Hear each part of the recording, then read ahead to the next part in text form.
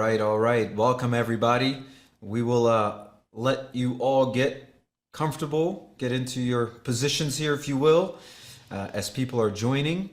So we won't dive into the content just yet or introductions just yet. We'll let you all get comfortable and get going here in about 60 to 90 seconds. I got a great group, got a great discussion going on.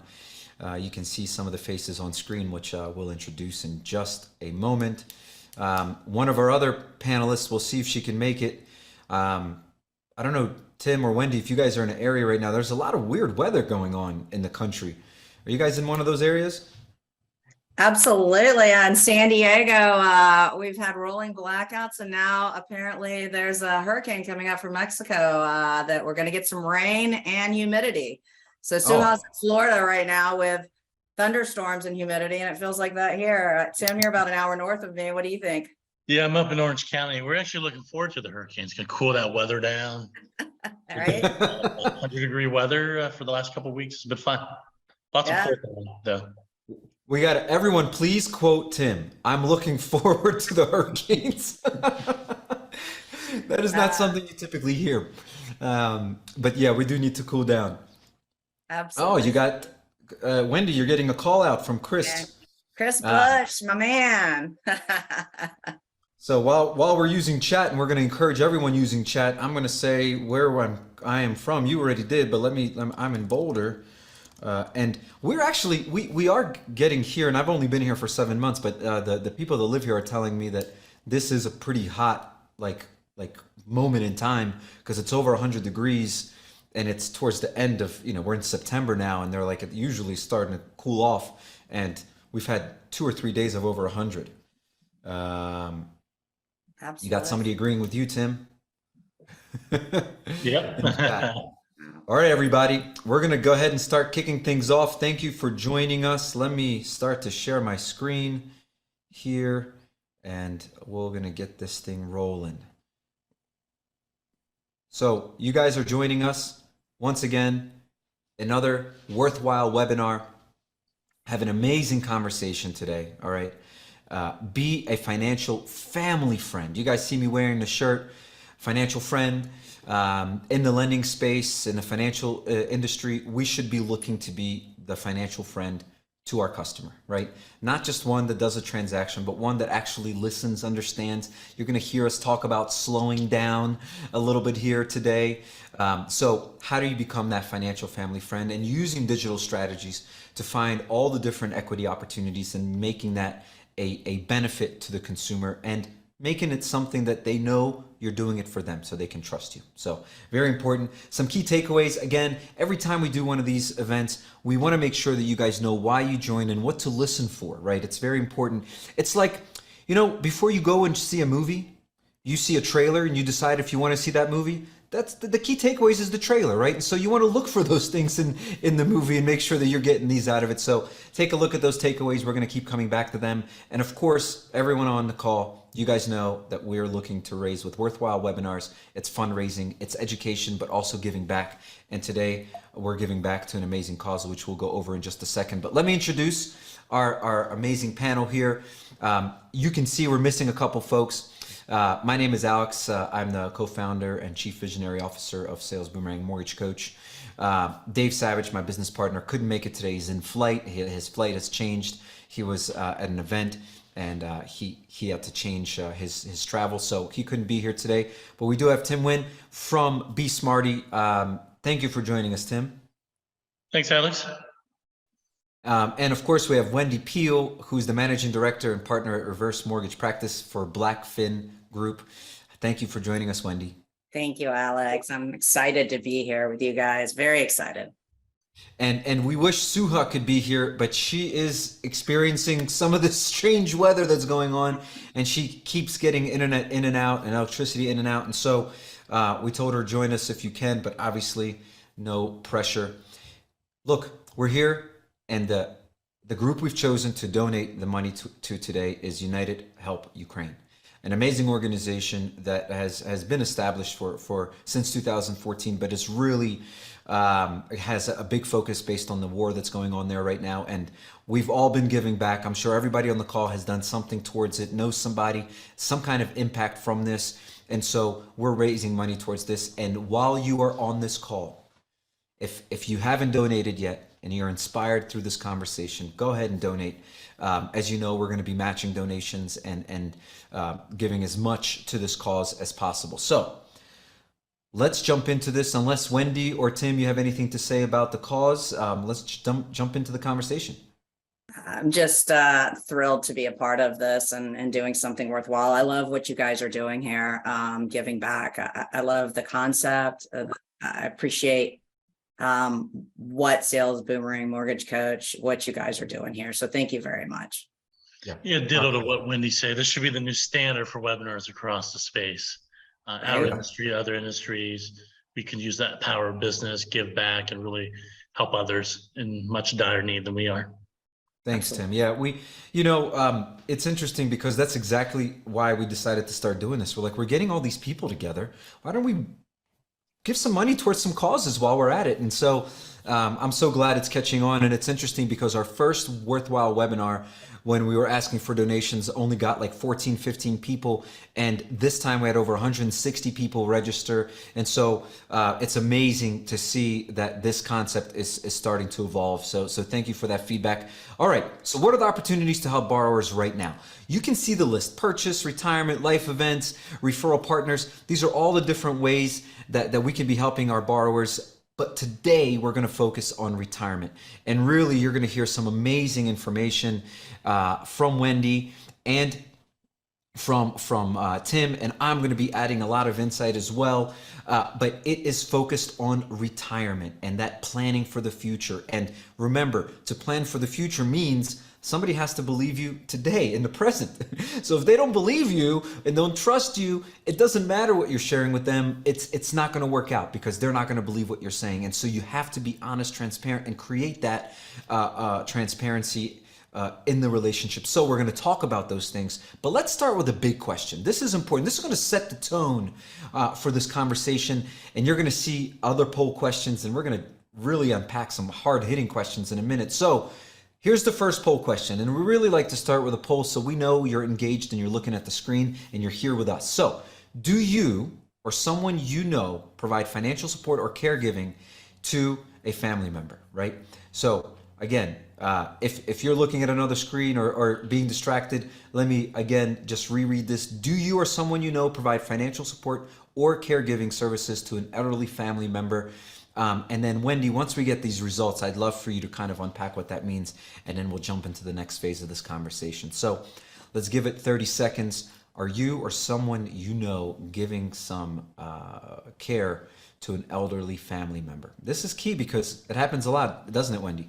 It does. There's studies out there right now that are showing the sandwich generation, which literally the millennials are not only paying, maybe a few hundred a month to help out their parents, they're also helping out their kids in their 20s with what's happened over the last few years with job changes, COVID. Everything has kind of changed a little bit the last few years. And you're even seeing a trend towards multi-generational inside the family home, because the uncertainty is really there, which is sort of interesting when you think about, and I love to say this because it gets people thinking, the greatest wealth transfer in the history of the world is ongoing right now. Between the boomers and the greatest generation passing over that Generation X to the millennials. Yet we're in this really murky area where there's not quite enough services to maybe help either side. So it's a really interesting time. Yeah, I love that. And that's exact your insight and everyone that's on the call. Wendy has this amazing access to information from the years that she's been spending in this space. And just as you listen to her speak, these facts and these insights they are jaw-dropping in some cases. And so excited to get into that. Let's see the results of this poll, Nicole. Let's see how many are yeses and how many are nos. Okay, look at that. So more than half, over 60% yes. Wendy, is that a surprise for you, or were you expecting this? Not a surprise. It's right on par with what's going on in America right now. The people here are right on par. And this is, I think, something that is super telling. So we know that more than half of the people in America. Do you want me to go this slide, Wendy, or Yeah, stay no, here? go ahead and go to the next slide, because I think this is teeing up where we are in America right now. Is that we've got Suha, We got Suha. out of the thunderstorm Good. joining us. Yeah. Did Suha it. actually did some work with me on pulling the 2020 HMDA data. And if you take a look at simple loan applications, 46% that were denied, and we take that chunk over and we analyze that, it's astounding to me that more than 70% of the people are in the demographic we're talking about that were denied a loan. And why would they be denied? I mean, what were they looking for? So let's go back. What were they looking for if they were trying to have a loan application? Probably refinance, maybe purchase, but for the intent of lowering their monthly payment, most likely in retirement, or trying to get rid of a monthly payment, and access home equity to what? Maybe pay for healthcare that's gone up 25% over the last 5 years, long-term care. There's so many reasons. And this group of people who we know have access to $11 trillion in home equity right now, $11 trillion in home equity. 11 trillion. That's a lot of money. Market, in this market, yet they're denied a loan. And the sandwich generation is helping. I mean, we've got some problems in the retirement of America. I mean, Secretary Fudge just announced that the age in place, they're donating money, or they're not donating money, they're giving money to study age in place. People want age in place. That's our money that they're giving to age in place. But there's never been more talk about what's happening in retirement, and equity is one of many topics that we can talk about on helping solve this problem. So let's get into some of these facts again, because guys, at the end of this call or throughout this conversation, we're going to be talking about what you can be doing to help people understand their equity, their options, and how to use certain products and conversations to inspire new thinking, trustworthy thinking. So let's get into some of these facts. We don't need to get into all. It's a lot of words on this page, but Wendy can highlight and pinpoint what's really, really important here. Wendy, before you go, Suha, hi. Hello, how's everybody? I'm so sorry I was late. As Wendy said, we are having severe thunderstorms in Tampa. No, you're all right. We're happy you're here and that you could have made it and that you have electricity. And so appreciate you being here, and stay safe there. All right, Wendy. Absolutely. You know, it's no secret that there's a shortage of wealth at the retirement level. On average, people only have, you know, about, I don't know, $30,000 to $50,000 that they literally have in their savings account. Now, what I don't like about some of these stats, and this is where I'm completely being transparent here, is we all know data can be skewed. So you really need to pay attention to your local community. Where you are matters. Mm-hmm. And I stress that because, you know, if I'm in San Diego, somebody might have $500,000 of home equity to tap. If I'm in somewhere like Oklahoma, you might not. And so I really stress, know who you're talking to and what they do. And this goes back to what we've talked about with conversations, Alex, like slow down, like yes, talk to the folks out there. You know, I think that the number one things that people are talking about since I was a kid was Social Security. Will it be here and for how long? That's been a topic forever. The average age of retirement has had to go up.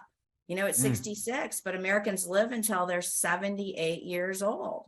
And, you know, what are we going to do with that gap? There's just so many conversations to have. And we really and truly have an opportunity to help in America by talking. You don't have to get a reverse mortgage or anything with your equity, but you need to be talking to people about what their future looks like way before they need it. I mean, I think that there's a slide here, Alex, you're going to talk about where, This one? yeah, go ahead. We can go into this one. Like if we break it down to simple math, on average, retirement monthly is 1,600. That's on average, right? On average, there's $290,000 in a type of retirement savings, which is about $1,000 a month if your the withdrawal rate is 4% a year. So that's your simple income. Now, most people don't think boomers have debt or have mortgages, and that's just not the case. About close to $200,000 is in mortgage. And then there's other debt, household debt. That's not even talking about insurance and things like that. They're yeah, go ahead. Isn't it interesting, Wendy? And I know Tim has some good questions here because we had prepped for these calls. Isn't it interesting? And this is for everyone on the call. Isn't it interesting that in our industry, we speak so often about wealth is created through real estate, right? And that's how most wealth is created. And then we look at boomers who are still in debt from the real estate. And so that has a lot to do with the advice that you've given to your customer in the mortgages that they choose and what they do with it over time. And so we're going to get into how to give the best advice and how to make it non-biased so people actually believe you, because sometimes you're giving great advice, but they've had terrible experiences. They don't trust you. They go somewhere else, someone they may know a little better. They're getting worse advice there than you gave them, and they go with somebody that's not giving them the best solution. And so it is like, how do I give this advice? How do I make them believe me? And we're going to get into that. And so let's keep going, because this, to me, when I saw this, Wendy, it blew my mind, because I did think that boomers are kind of out of debt by this time, but it's not even close to true. Yeah, Wendy, I have a question. Absolutely. So, when we look at the average boomer, right, has mortgage debt, they're doing a draw, it's not a significant number. Does that mean then that they're going negative every single month into their older ages? I mean, what's their mindset like? That's a scary proposition if I was in that. Yeah, it is scary. And what you're seeing is people started working longer into their lives. They're not retiring when they typically wanted to. And we've seen the effect of that in our own economy. So you have people getting out of college, the jobs aren't, we can take this into the job market now, right? Jobs haven't been necessarily available, the higher paying jobs, because they can't afford to retire. So, we've got to transition society in a more natural way. And I always say, and I heard this about 6 or 7 years ago from a financial planner, the reason that people have Social Security and have home equity is literally because you're forced to pay each of them. Social Security, they're taking it out of your paycheck, and you are going to pay your taxes. So you have Social Security. And for the most part, people pay their mortgages. So they're forced to pay into the principal for the most part.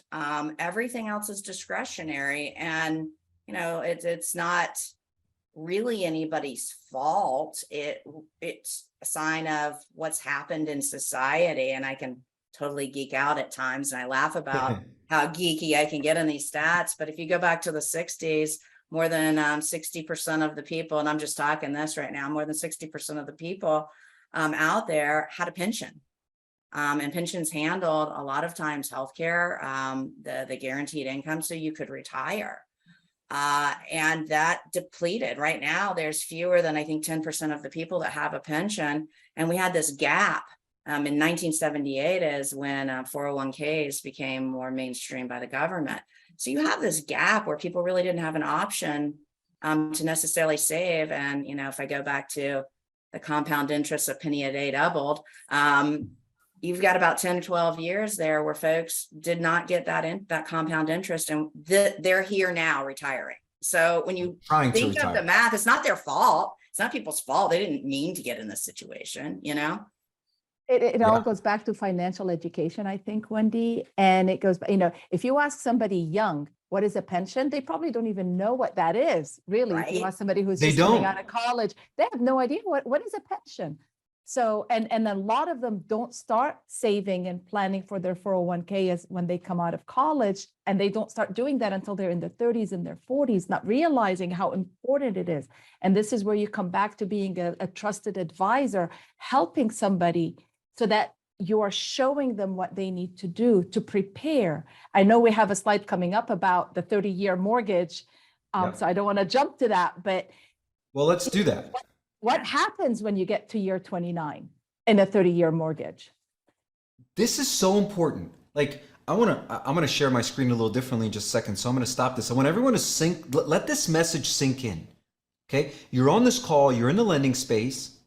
You sell 30-year mortgages all the time. How many of you are talking about what to expect in year 29? Think about that for a second. It came up in a conversation. I was like, oh my goodness, I don't think I've heard anyone mention this. Everyone is talking about lock this in, let's get your payment to this thing, but no one is talking about what to expect in year 29. And so it is such a shocking thought, to be honest. Like, how are we not talking about that, right? And so in chat, everybody, that thought of, am I talking to my customer about what's happening in year 29? That's got to be blowing your mind, right? Like, have you had that conversation? And so we want to show you, right? It's very important when you say, hey, how do I have this conversation? And we're talking about education. And Suha, beautiful setup on it is about education. And when you talk about trusted advisors, that special word in the beginning that starts with the letter T, trusted, right? Because that's what this industry has been sort of having a challenge with, is being trusted.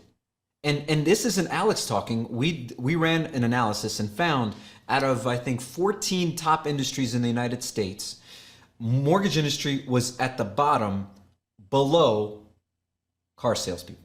I'm just saying, okay? That it's so true. That's it's awful. exactly where we ended up. And that's got to change. And I think we're below the car salespeople because our loan amounts, you know, what you're spending with this industry is in the 100,000s and up, and the car industry is a little less. So I think if they were higher priced, they would have been up higher, right? So it's about trust. And so how do you create that? I want to show you guys something very interesting, that when we're talking about creating trust, there is a great study, and I did not find the link to it because even if I did, I think it would take a long time to go through it, but I'm going to share it with you guys here. I'm going to share the screen, and this is about building trust. What you're about to see is about building trust.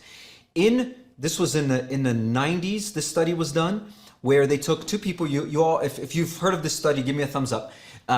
They took two people, they put $10 on the table, and they said, you are going to decide the split, and the other person is going to decide if they accept it, right? So if I'm the one that's deciding the split, I go, all right, $8 for me, $2 for you. You decide if that's fair. And if you say no, nobody gets anything. If you say yes, you get to keep that money. And as you can imagine, as the split started going towards this person making the decision on the amounts, people started to say, people are laughing here, give me the thumbs up if you get it. You started to see the percentage of acceptance go way down, like 10, 15%, 20%.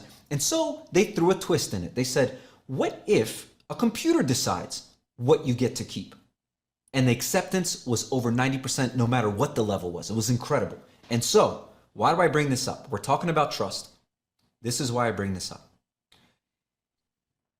You have to be able to talk. We used year 29 as an example, right? Year 29 is just a way to make a point. It's a metaphor, right? To make a point. Here is a digital presentation, okay?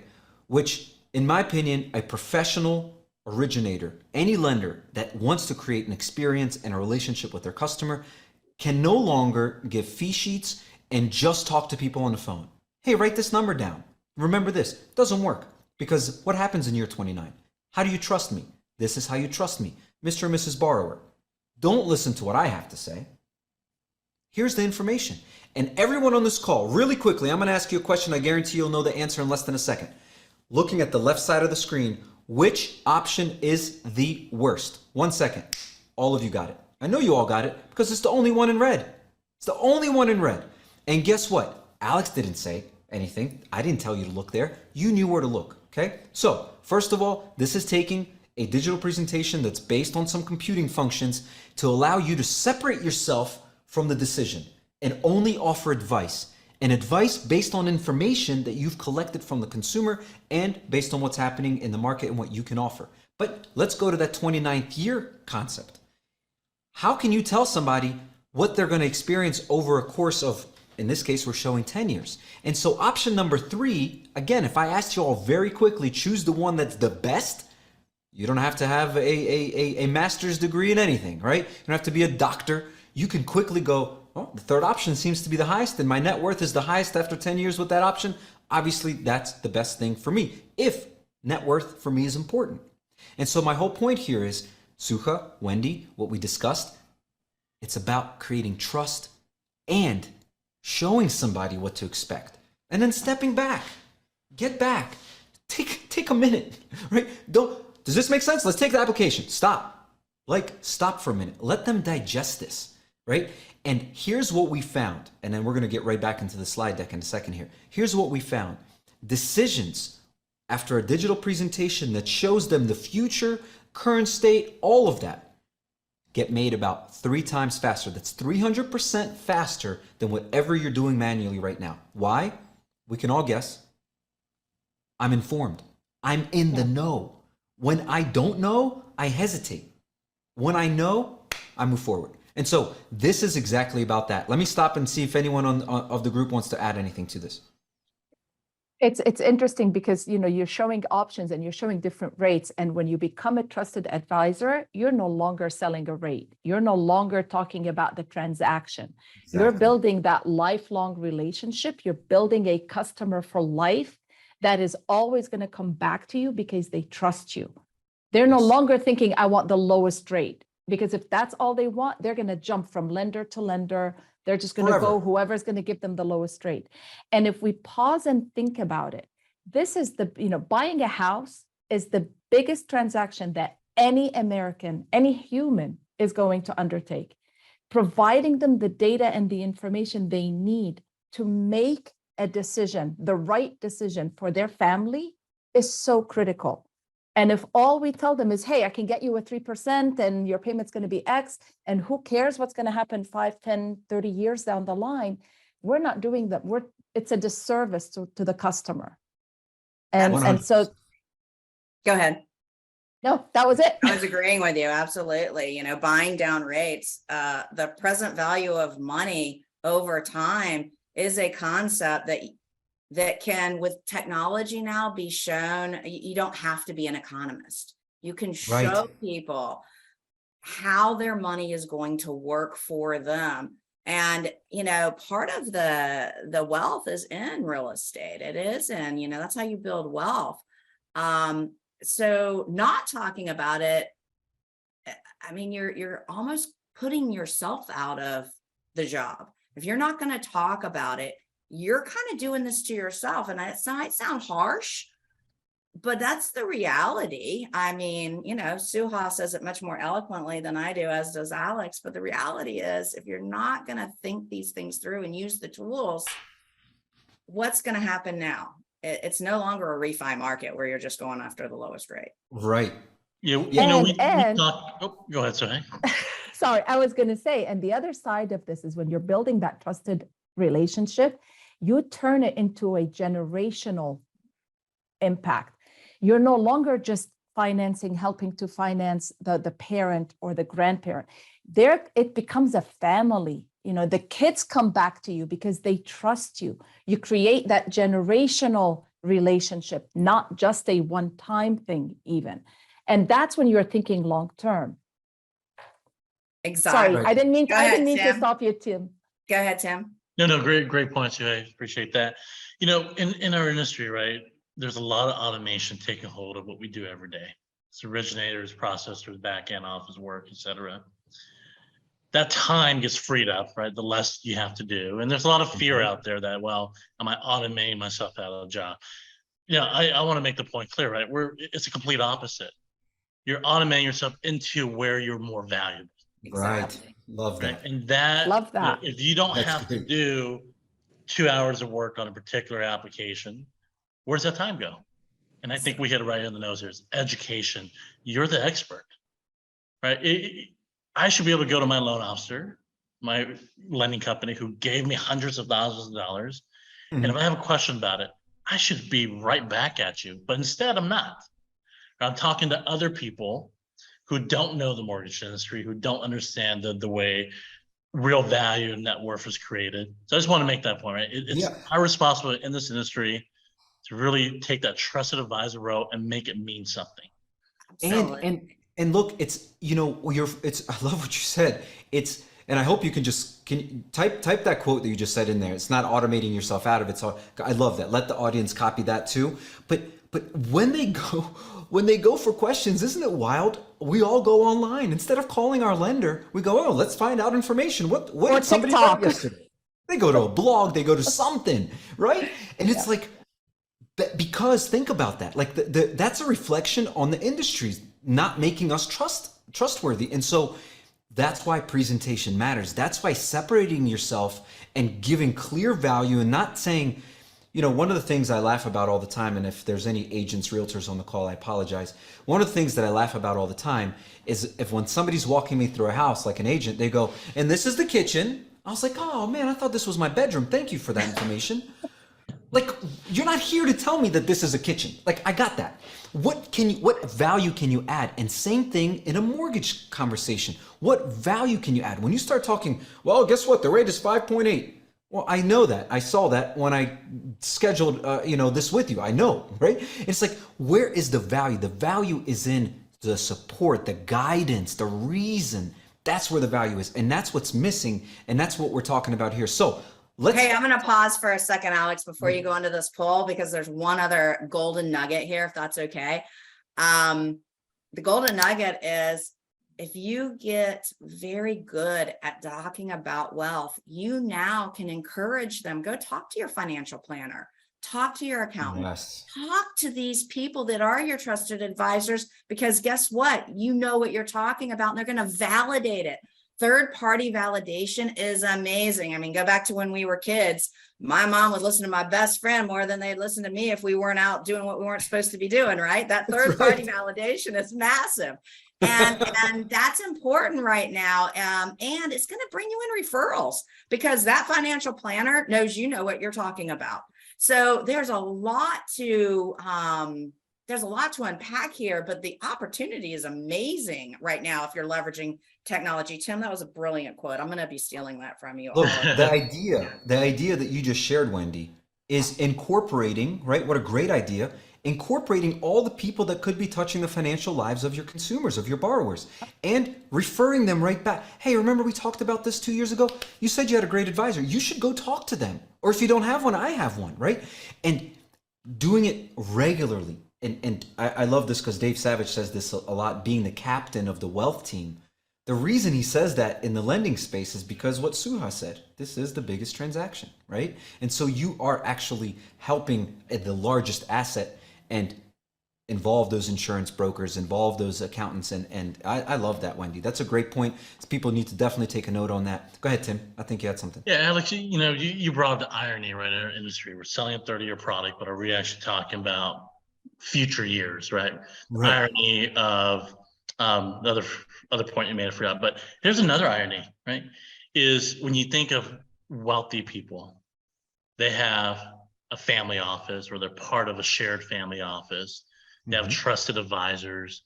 They want to make a stock trade. They want to buy a business. They want to invest money, right? They're picking up the phone. They have someone they can trust.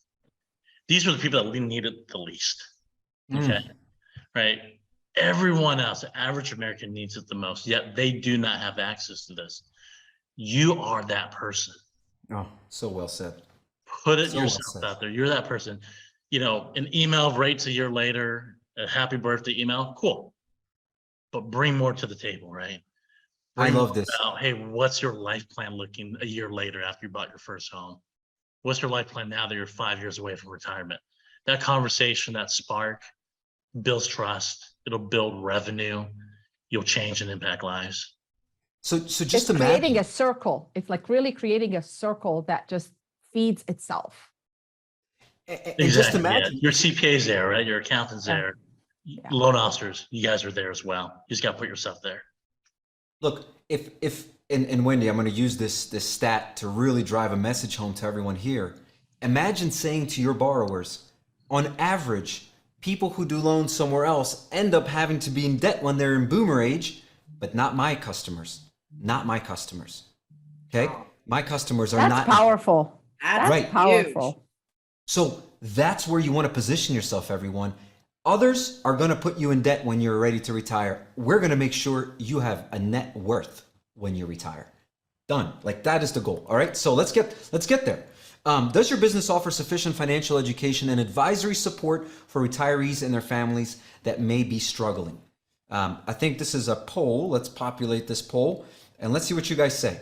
I'm excited to see this one because we know there is a shortage of this, right? Because $28,000 in debt on average for those boomers. So we know there's a lot of advice that's not either bad advice is being given or it's not, or good advice is not being followed.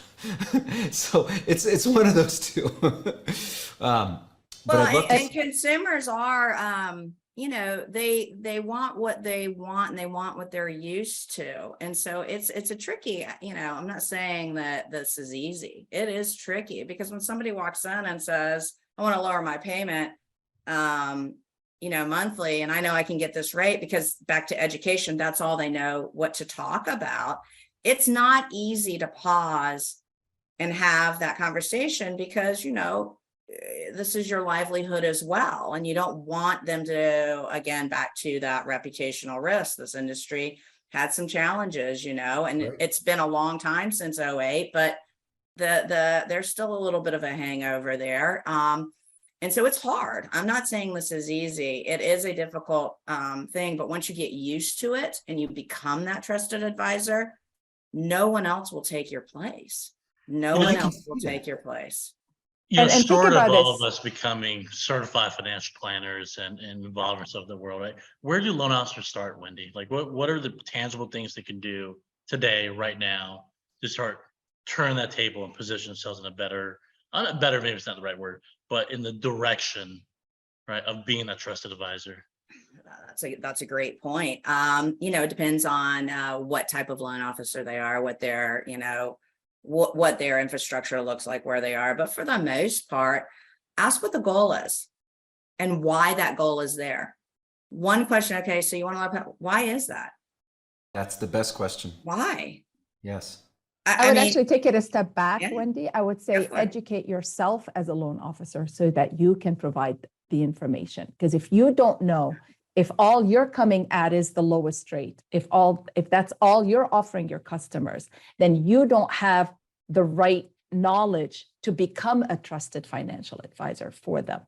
And if you think about it, when, I know we're talking about people who may already be in a home and who are getting their equity, but if we take it even farther back to that first-time home buyer who may not be ready, and if they come and talk to you as their loan officer and you help educate them and get them ready so that they can fulfill their goals of why they're buying a house, because they want to have a family, they want to have kids, they want to, build generational wealth, then you can actually help them achieve that. And that turns the entire story because that's where that trust begins, because you help them get to that first goal that they wanted. Remember, every American, I think, goes through 7 or 8 different mortgage transactions. So if you build it from the first time they were a first-time home buyer, they're going to stay with you through all those transactions until they're ready to retire. And that's huge. That's huge. That's huge. Over the last few years, one of the lenders that I've worked with for a while now, rates have been low, but they actually actively encouraged anyone 62 or older, well, actually 60 and older, because there's private mortgage programs out there for reverse. They ran a comparison. So even though somebody might have asked for cash out refi, they positioned a reverse product also with a knowledgeable person. Oh yeah. Because and this is what she told the loan officers point blank: if they get in trouble 5 years from now, I won't be able to help them because it matters the age and the value of the home. There, there's the formula there. I can't help you. I can't help them if you give them a cash out refi. So please let them have a conversation. And that was bold of the company to do, because it wasn't just taking orders, but it's paying dividends right now for that company because they're trusted. The people said, wait a minute, what are you trying to do? You're 60. Do you really want a 30-year fix? Is that really in your long-term financial plan? Well, wait, I have options. There are options. Yes, let's talk about them, Yes. Yes. I think test brings up a good point here, Alex, we should probably address. Yeah, we should. Let's address that. You guys saw the results. People are here to learn, so that's fantastic. I'm actually going to take the screen share off to address. What an amazing name, by the way, Test. I don't know if you were born with that name or not, but that's an amazing name. So he's asking, very interestingly, or he or she, I don't even know, is asking very interestingly, hey, we're supposed to stay in our lane. Like, we're doing mortgages. We're not financial advisors. So why should we put this financial advisor hat on when we're just supposed to be a loan officer, right? Where do you guys stand on that concept? From a compliance and legal perspective, right? I think the organization, the individual loan officers, we should get educated on what that fine line is and not cross it. 100% for sure. We got to stay compliant. But you have the information, right? You have the data. Here's my question back is, and this is going to be for you, Wendy and Suhey. If you're looking for helping someone save their home, HUD provides counselors, right, to help you walk through that process and understand what's going to happen, right? If you're looking for, low income communities, et cetera, there's HUD programs as well that'll help you get into homes, their expansion strategy, okay? But what about for everyone else that doesn't fit that mode? Are there government agencies, nonprofits that we should be talking to and working with to move borrowers over there so they can get the expertise that maybe they can't afford, don't have, and we don't want to cross that fine line? So I'm not legal. So I'm just saying what I believe and what I think, because that's what Alex asked. As a loan officer, you are licensed, and part of your licensing is actually understanding the whole mortgage process and how you can financially help your customers. You understand that, whereas they may not. So putting on that financial advisor, maybe that's, loose terms, becoming a financial advisor, but you're there to guide them through the process. You're licensed to be able to do that. You're licensed to understand what happens in an amortization schedule and what will happen at year 29 and how they can actually build that generational wealth. You have to pass that test to be able to do that. So when you're talking to your customers from that standpoint, that's where you're advising them. You're telling them, if you do a 30-year when you're 50, that may not be in your best interest. At 45, you may want to do a 15. You may not want to do an interest-only loan because you're never going to put any equity into your home. That's where you're bringing the knowledge that you have and the education that you've gotten to the table. That's how you're advising your clients. You're showing them all the different options that they have, and you're telling them, option A, this is what you get. Option B, just like Alex showed in that 3 option scenario that he had. Again, the final decision is obviously the customers, the borrowers, but you're helping show them, you're giving them the facts that is true, and then helping them make that decision. Yeah, I don't know if you have anything else. Well said. I think that's a bingo for sure. I think Kathy Pierce there agrees as well. It's not that you have to provide the financial advisory hat, right? Yeah. You're not telling them invest in this or invest in that, or do this with your 401k. That's not what you're doing. Yeah, it's the uncovering the question so you can help them dig deeper. Yeah. It's to your point, it's their data. They need to understand it, and you're licensed to help them understand it. And I will go back to what I said before. Ask them where have their financial planner validated. If it starts, you're not a financial planner, nor should you be. Have their financial planner validate the data. You know how to read their debts. It's a community. Back to what Alex said before, or Tim said, it's a community. People with wealth have a community. If they don't have a community, help them build one. That's value. That's the trusted advisor. That's the value, really. And what a beautiful concept of taking it back to your financial planner that customer may or may not have, but if they do have them, and you have this validation, talk about trust that's being created. Think about the power of saying, hey, have your planner check my work, right? I'm open to that. And it's like, how many people would say, you know what? If you're that open to doing it, you look like you believe in what you're talking about here. Let's move forward with this. And so I love the example you gave, Suha, of if you're offering somebody a 30-year mortgage when they're 50, you may not be offering the best advice, you know? And so, and I saw also Jill, her, by the way, test is actually, her name is Jill. So thank you, Jill.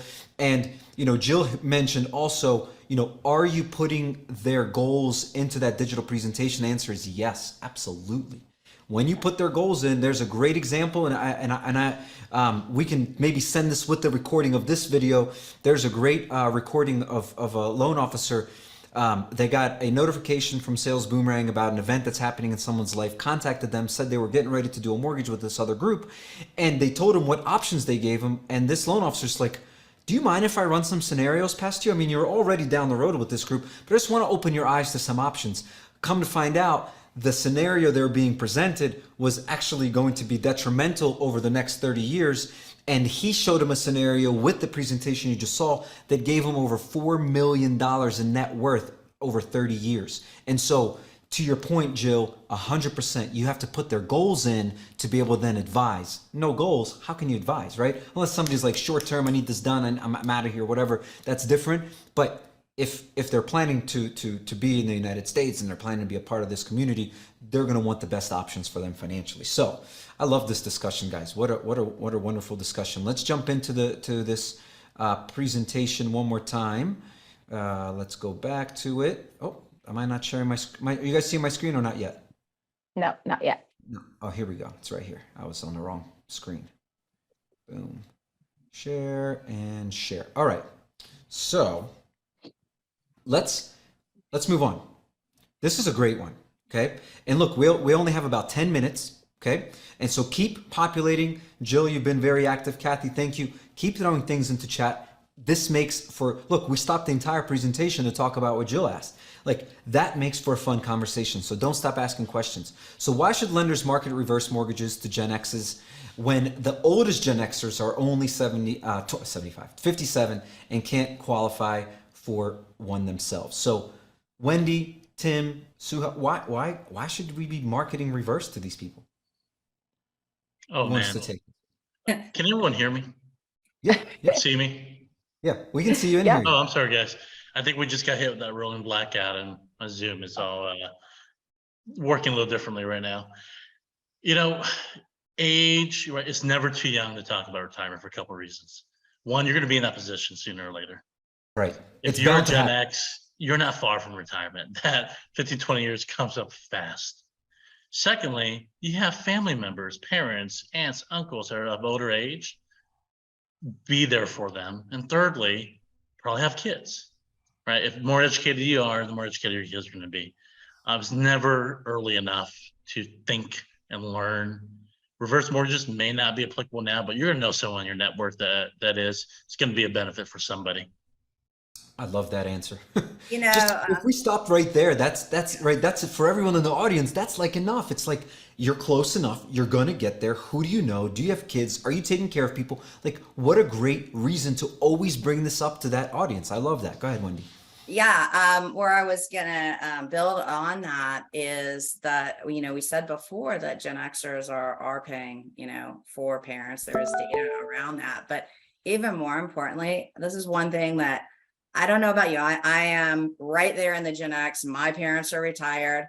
I have no desire to have their home and have to go through all that stuff there. And they want to be in their home on the lake. And I want them to have every single resource that they can stay there and age in place as long as they want to.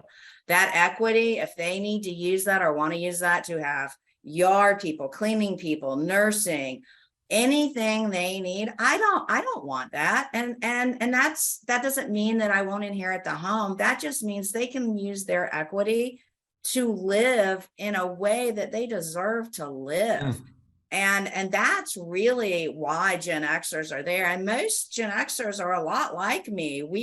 You know, I live across country from my family. You know, people have moved away from their home cohort.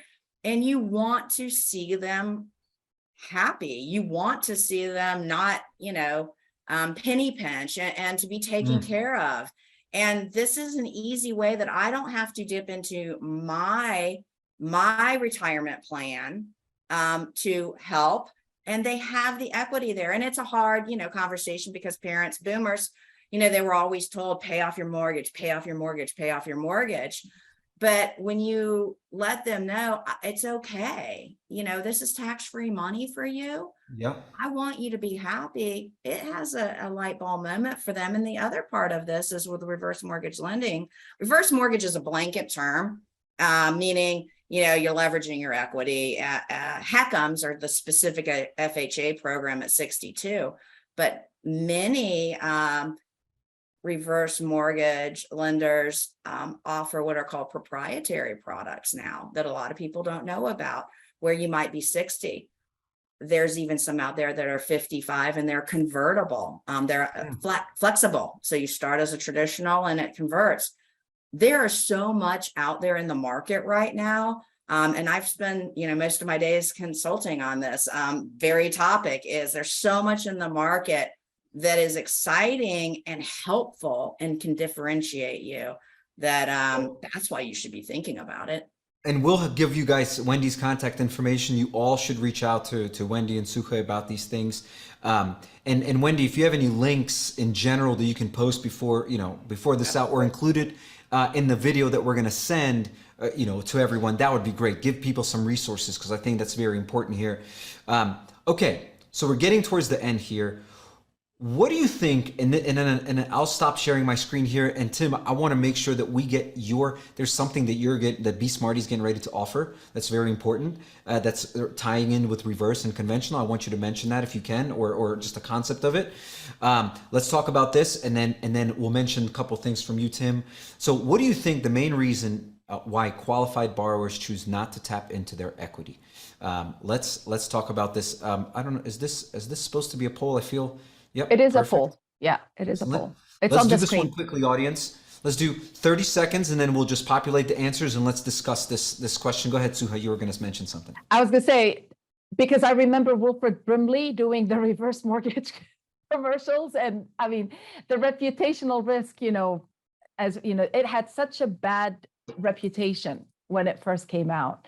And these are all reasons why people shy away from even talking to their customers about it. To me, it's astounding, as a Gen Xer with aging parents that didn't know that they had this as an option at all, for them to be able to age in place, as Wendy calls it, and live their life comfortably. Didn't know that existed, and wouldn't even have considered it because of all these fears that you see on the screen in this poll. So it's very interesting. Beautiful. And let's get the results here, Nicole. And look, when we're talking about not tapping their equity, it's not just reverse, everyone. It's in general, right? Cash outs and HELOCs and all of that. A lot of people just don't want to do it. And let's see what the results were. So 39% said lack of awareness. I think that's a fair number there.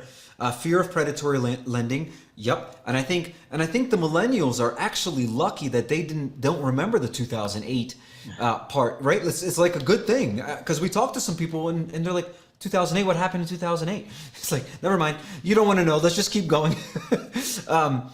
Heirs won't receive as much inheritance. Okay. And then something else, please answer. Yeah. So please answer in chat. Let me see if anyone's gotten there. I almost lost the deal because I just asked my borrower if they were interested in reverse mortgage. I had no win back there.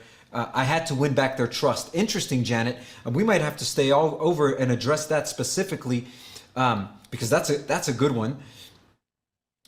Let's just take this. Let's just take this out. Let's just do this. Let's stop sharing. I think we have a few minutes left. I want to address Janet here in a second. Wendy, in our preview, and everyone, this is really important. In our rehearsal where we were talking, you had said there's no reason for people not to offer reverse. I think that's a great point. And so what I want to say about that is there are companies like Be Smarty, like Sales Boomerang, that are making it much easier now to offer that. where it used to be this sort of unicorn, unattainable thing that only a few people could figure out. Now it's a lot easier at Sales Boomerang. We're literally telling you who in your database is qualified and could benefit. And Be Smarty is literally putting together a program to make it easier to get to that. So, Tim, do you mind sharing some of that? And then let's talk about Janet's point and some donations as well. Yeah, I'll make it quick. Conceptually, right? Most of us are forward loan officers. We're in the forward space. What we're working on is we're basically merging in forward and reverse. So as a consumer or loan officer for that matter is going through that application, it's going to catch on cues that will both produce a 1003 and a 1009 at the same time. And the logic will all run behind the scenes and merge in reverse products as an option if they want to see it, if they are eligible, right, based on their answers. It'll be automated. It'll reduce your work. What it'll essentially do, right, is to give you more options. So you have that conversation with the borrower, or in our model, just give it right to the borrower. They can see, well, I got my stuff I came here for. What's this reverse option look like? I didn't know it qualified for what, how the heck does that actually work? Right. So we're just blending it together in. There's no reason why it should be separate, at least from that initial point of contact. You might have separate departments that close a reverse mortgage, but at least when if you can power your primary channel and funnel to start identifying it in the point of sale, right? It's going to create the separation and give that extra data for further conversations. I love that. I'm actually going to put this back on screen for just a minute because I want people to be able to get in touch with you, Tim, if they want to. And so Tim's information is right there. Wendy's information is there. Suha's information is there. I know people are going to have some questions. Make sure you reach out and ask questions. Two more things. Number one, this is a worthwhile webinar. We're donating and raising money for Ukraine. So please, there's a link in chat. Donate. And remember, it's ×4. Whatever you donate, we're going to match. And there's 4 different organizations that are going to match it. So please, every dollar is actually $4. Get it done, right? And then, of course, if you heard anything today that you're like, you know what, we do need to get better at presentations and getting people to trust us. We do need access to intelligence in our customer base. We do need a system that can help us prepare for the future, like what Be Smarty and what Tim is talking about. We're here, right? We're doing this to raise money, but we're raising awareness. And of course, we're looking to help the industry and everyone in it by utilizing the best tools and services. And we have some of the best here right now. So do not hesitate. Reach out to us. We are here and we want to help you. So everyone, thank you so much. This was fantastic. I know we're ending. And so Janet, if you're staying on for just a minute, I want to let everyone go that has to go. But Janet said, was it Janet? Hold on, I think it was Janet, right? Janet said she almost lost the deal because she offered reverse. I'm a little lost. Look, Janet, could you expand for anyone that wants to stay on for a couple minutes? When you almost lost the deal, I'm assuming somebody felt like it was predatory. Is that what it was? Like you were harming them? I think she's jumping in. Yes. How could I turn? How do I turn on the mic? Great question. How do we? Nicole, if you can help us unlock Janet's mic, that would be great. Oh, sure. Go ahead, Janet. You're on now. Can you hear me? Yes, we can. Okay. So I was working with these borrowers. They're 61 and 71. Super, super sweet. I actually met them by working with a real estate agent at a home they were selling, and they just liked me. So they decided after they sold their home, they wanted to use me. And the co-borrower is very, very worried about making her monthly payment should something happen to her husband because he's 10 years older. And when I say worried, I mean extremely nervous about this. So I thought I was just being helpful by saying, have you considered a reverse mortgage? That way you don't have to worry about making the monthly payment if something should happen to your husband. And she immediately froze and she said, your company does those? And I said, yes, we do. And she said, I don't like those at all. I've heard of people losing their homes from reverse mortgages. She said, I'm going to have to go. I'll get back to you. 10 minutes later, she called me back and she said, we decided we're going to look elsewhere for our mortgage. And I was like, wow, that really backfired. But I was like, That's the information, right, Janet? That's the misinformation that's out there. Go ahead. Sorry, I didn't mean to exactly. interrupt. And I said, I was really, really, really just trying to be helpful. Like my company does them, but I would not even be the one doing it. Like I'm not trying to do this to get your commission. I'm seriously just trying to help you. And I said, I'm still going to follow up with you from time to time to see how you're going with your home hunting, blah, blah, blah. But the next morning they called me back and said, we're going to stay with you. Oh, there you go. I talked to her husband and he said he decided he trusted me. Oh, there you go. That T word again. It was a lesson learned. I will not use the word reverse mortgage again. I will use a different term. Any recommendations, Wendy? Yeah, so this is the number one issue in reverse mortgage is the perception of this product. It's a sales and marketing problem, more so than it is a realistic loan product problem. So that's a different beast to tackle. One of the things that, going back to the pause of the sale, that I know some loan officers do, especially if they're more traditional in nature, is reiterate to them, I heard your concerns. Let me see, there's a lot of loan programs out there right now. Let me see what is available for you and come back with a presentation that shows what they asked for, Yes. but also shows the reverse. Janet, there was a study by the National Council of Aging a few years ago, and they basically did, so just to make you to validate your experience as the norm, they put 500 participants in a room and showed them a HELOC and a HECM of HECM age. And they named it in one room, they named it reverse mortgage and a HELOC. And in the other room, they just called it an R mortgage and an RLOC, something very generic, and just showed the benefits of both loans as they compared to each other.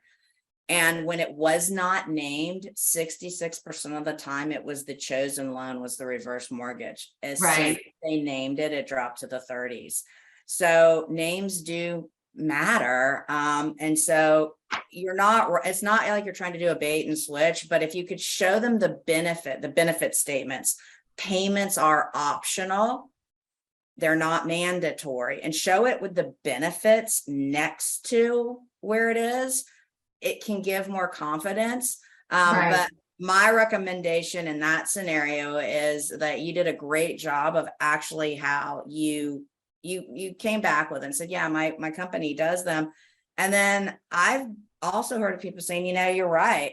20 years ago, the mortgage industry went through a disaster in 08. Let's be real candid on that. And there's been regulatory changes everywhere. And there are regulatory changes to reverse mortgages too. In your particular situation, you could even personalize it. Say, the husband could have gotten a reverse mortgage and kept the wife completely off of it. And then, he passes away or taxes come due and he hasn't been paying them and you're kicked out, which in a traditional loan, you're going to get kicked out too. But kind of personalize it, but the regulations don't even allow that to happen anymore. So, but that's a challenge. That's definitely a challenge, Janet. There's a good feedback that I'm going to work on. Well, Janet, there's a really good message here from Kathy. She said, call it a home equity conversion loan. Yes, a HECM. Yeah. A HECM. I just was, say in it my that own way. I brain, think I it's just great. was thinking reverse mortgage. I knew that they were also called HECMs, but I just spit that out. But now I know not to do that again. Yeah, that's really powerful. And again, to kind of go back to the conversation we were having earlier and the presentation that we were showing, and I'll bring it up on screen again. This is where you separate yourself from the decision. And a lot of people are like, oh, when you show something like this, you are separating yourself. You're like, this isn't my opinion anymore. This is just what's happening, and I want you to make a decision on this. And the beauty of this, using a digital presentation, is they take it with them, right? And it's not pieces of paper that get lost or can't understand it. It's a PDF. What am I supposed to look at? This is all designed and looks like a children's book. It's colorful, it's interactive, it's simple. And so the people looking at this can quickly go, all right, Janet, I see why you're making this advice now, right? Because some people are like, oh, but my payments are going to be so much higher on this 15-year. But you told me in the beginning, Mr. and Mrs. Borrower, that you want a great retirement. Like that is your goal. It's like, I don't want to work after 55, let's just say, whatever that number is.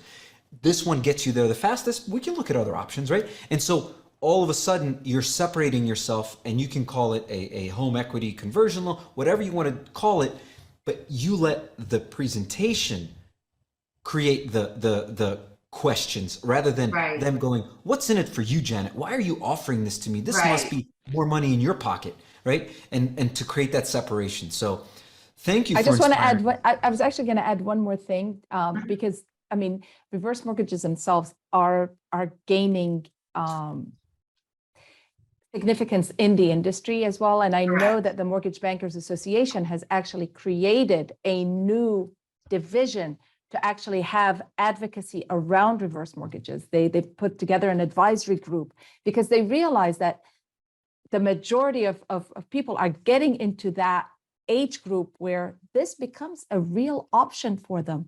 And we Mhm. need to reverse that bad notion, bad reputation, as Wendy said, you know, the way it was 20 years ago. We need to educate about the seven regulations that have happened in the last 7 years, I think, right, Wendy? It's 7 and Yes. 7. Yes. You know, we need to educate about that the name is just the name, but you need to look at what it affords you, what the option provides, and give that education to the consumer. So, I Right. mean, there's a lot of people who are working on that advocacy side of it as well. Yeah, Right. the Age in Place Coalition is, you know, something that is my heart project, that educating borrowers and or educating really anybody in retirement, just the unbiased look. What are the benefits? It's not for everybody. It's the responsible use of home equity, and Yes. it's not for everybody. It's about being responsible. And there's a lot of misconceptions out there. And at the end of the day, it's going to be a wave of education, I think, that's going to happen in America. Some of it is out of necessity. I believe that there's a huge opportunity for the tech providers because this demographic uses computers. Oh, yeah. I mean, my mom banks online, like, so they're going to want to, when you don't understand something, there's two things going on with reverse mortgages. First is shame, because you were supposed to pay off your loan. Now, Right. why do Yes. I need it? So how do you overcome shame? You let them play with the financial tools of the loan. I think the consumer direct portion of tech has a lot of opportunity around Mhm. building tools that consumers can play with their present value of money, and not taking the loan officer out of it, the loan officer coaching them through it. And again, Right. that trusted advisor. It's going to take time. There's the tech industry, I really believe is on the precipice and of really helping loan officers not just find the equity that's available, but position the benefit statements, because it really is about benefit statements. A HELOC can be frozen, a HECM can't be frozen, but if Mhm. it's on a screen with a presentation, it's a million more times powerful than if it's over you saying it to them, Janet. That's just the Right. reality of it. Well, or I'm a- just think now you said- learning to do TCAs. Like I'm signed up and I'm working on them. I think It's a- Janet, yesterday during our review, Alex, you said something that was really important. There's 3 parts to that. It's the presentation, the notification, and then Yes. the sales tech tools that come with Yes. it. And those 3, like it's a trident that really brings it all together. Right. Yeah, no question. Okay. And Janet, I'm sure you're following Dave on YouTube and on in the Facebook channel. Just know we're constantly putting out new content about how to improve the presentation, make it easier, quicker. There's a way that now, in the past, it took 2 or 3 minutes to create one of these. Now you can create one in less than 30 seconds to get the conversation started with the consumer. You give them the link and then they watch you build it in front of them, and it's magic. They're like, Oh, how are wow. you doing this? That's So cool.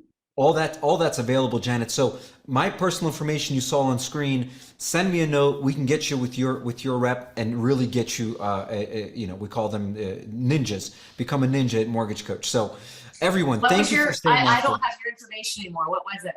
Oh, I'll post it right here. It's here. I'll give everyone my email here, and you can reach out to me, and I'll make sure that the right person connects with you. Awesome. Well, you guys stayed after much longer. A lot of people wanted to hear this conversation. Thank you so much, Walter. Thank you for the Thank you. for the feedback, and we'll see you all in the next one. Thank you for all your donations too. Thanks, Alex. Have for a doing good Thanks, rest of your this. everybody. day. Thank you, Alex, for hosting us. Thank you, Alex. My pleasure. Thank you all.